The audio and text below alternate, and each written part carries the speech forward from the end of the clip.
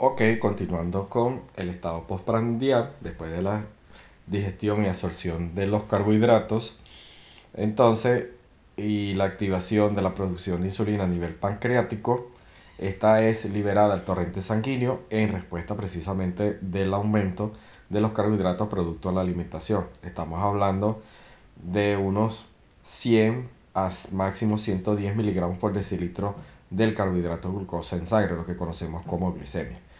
Entonces, en las células hay receptores de la insulina para hacer pasar este soluto, este nutriente, a la célula.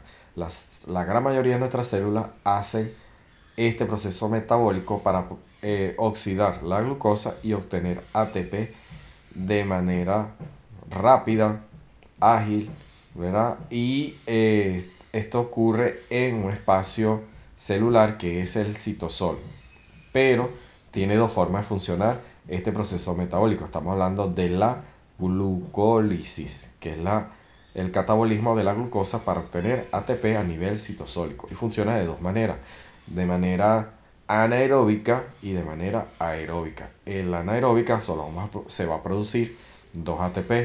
En la aeróbica se va a producir alrededor de entre 34 a 32 ATP, ¿ok? Esa sería la base, ¿ok?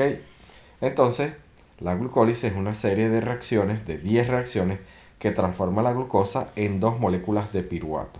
Y estas dos moléculas de piruvato van a tener dos destinos: producir lactato en condiciones anaeróbicas o conectarse al ciclo de Krebs y así, junto con la cadena de transporte de electrones, producir alrededor de 34 ATP. ¿Ok? Lo que es todo esto se conoce como respiración celular a partir del carbohidrato glucosa. Entonces, vamos a entender quiénes son estas 10 reacciones.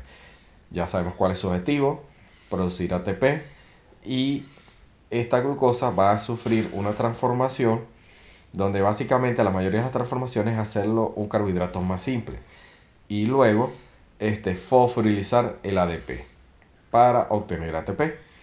Y además de esto,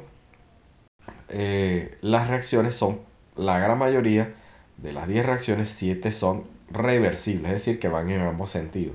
Solo 3 van a ir de manera irreversible, ¿ok? Solo van en un solo sentido.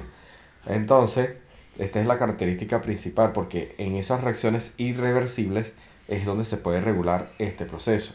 Recuerda que la homeostasis metabólica viene dada para que no se produzca ni de más ni de menos, básicamente. Entonces, obviamente el reactivo es la glucosa. Y cuando esta pasa por los transportadores que ya mencionamos, vamos a suponer que estamos en la célula muscular, el miocito. Entonces la insulina activó el mecanismo de señalización y se abrió el canal llamado GLU4, donde pasa la glucosa.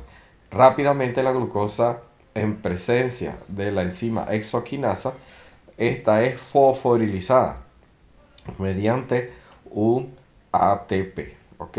Y por eso que esta primera fase, estas tres primeras reacciones son denominadas fases de inversión, porque aquí estamos utilizando ATP para fosforilizar a la glucosa. Además, esto tiene un objetivo: es que evitar que ese canal que recién se abrió y sigue abierto, se escape la glucosa de nuevo al líquido extracelular. No es la idea, sino transformarla y obtener ATP. Entonces, la hexoquinasa es una enzima que es sensible a la glucosa, no al producto. Por eso que la reacción es unidireccional.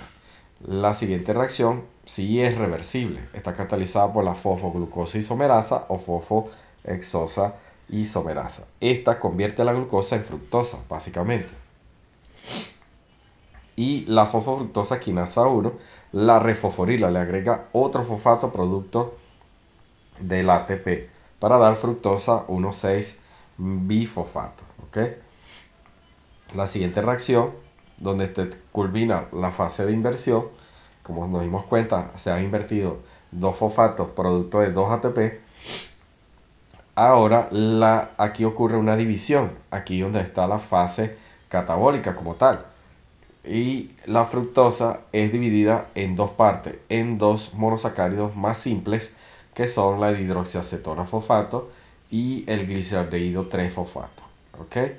Y entonces aquí es donde ocurre la división y la oxidación de la glucosa. La glucosa entonces pasó a fructosa y se fosforilizó dos veces. La siguiente reacción requiere como reactivo al glicaldehído 3-fosfato y tenemos uno solo. Por ende, la hidroxiacetona fosfato tiene que convertirse, debe ser convertida en otro glicaldehído 3-fosfato. Para eso existe la enzima triosa fosfato isomerasa, que convierte hidroxiacetona en glicaldehído 3-fosfato. Entonces, ya teniendo dos glicaldehídos 3-fosfato, podemos continuar con las reacciones y aquí adelante todos los productos van a ser una cantidad de 2. ¿Vale? Entonces, el glicaldehído 3-fosfato es oxidado por una enzima que se llama glicaldehído 3-fosfato deshidrogenasa, que requiere dos grupos fosfato, dos coenzimas NAC y convierte ese glicaldehído 3-fosfato en un ácido glicérido, ¿verdad? Y lo fosforila también, produciendo entonces dos moléculas de 1,3-bifosfoglicerato y oxidando las dos coenzimas NAC. La siguiente reacción es donde se empieza la producción de ATP. Uno de esos fosfatos va a fosforilizar el ADP para dar ATP. Y eso lo hace la enzima fosfoglicerato quinasa. Esta enzima fosforila un ADP para formar un ATP. Y el producto se llama 3-fosfoglicerato. La fosfoglicerato mutasa intercambia el grupo fosfato de ese 3-fosfoglicerato hacia el átomo de carbono 2, dando como resultado 2-fosfoglicerato, dos moléculas de 2-fosfoglicerato. La siguiente reacción está catalizada por una enzima deshidratasa que se llama enolasa. Convierte el 2-fosfoglicerato en dos moléculas de fosfenol piruvato. ¿Ok? Es básicamente le creó un doble enlace y le quitó hidrógeno y oxígeno la enzima. La siguiente reacción está catalizada por la última reacción por piruvato quinasa, que también va a fosforilizar 2 ADP para dar 2 ATP y se va a generar el producto propiamente dicho de la glucólisis, que es piruvato, específicamente dos moléculas de piruvato. Entonces la glucólisis puede funcionar bajo dos condiciones. Si es anaeróbica, en ausencia de oxígeno, el piruvato, esos piruvatos van a ser transformados en dos moléculas de lactato por acción de la enzima lactato deshidrogenasa, que reoxida este NAC reducido, recuerda, viene de la reacción catalizada por la enzima glicaldehído 3-fosfato deshidrogenasa.